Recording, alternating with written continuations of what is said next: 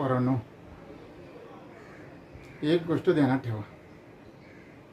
अरे आजपर्यंत आम्ही आईबापाच्या नजरेला नजर भिडून कधीच उत्तर नाही दिलं रे. बाप बोलत असेल तसं खाली मान घालवून काय सांगतो ना बाप ते ऐकायच काम नाही. तर आजकाल तुम्ही अरेला का रे बापाला उलट उत्तर द्या.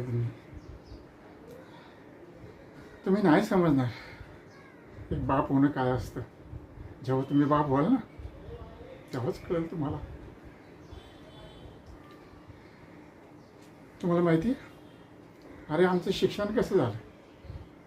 हां भले आम्ही 10वीपर्यंत शिकलो, पण अरे एकच हाफ चड्डी खाकी एक सफेद शादरा आठवड्याभर तेच घालायचं. रविवारी धुवायचं, तांब्याने इस्त्री करायची आणि तेच घालायचं. अरे 10वीपर्यंत चप्पल नाही रे आमच्या पायाला. नाही खरं वाटणार तुम्हाला सांगून, कारण ह्या गोष्टी तुम्हाला न पटणाऱ्या आहेत. तुमचा जन्म व्हायच्या अगोदरच हे तुम्हाला सगळं मिळतं ना. म्हणतात ना जे सहजासहजी मिळतं त्याची किंमत माणसाला कधीच नसते.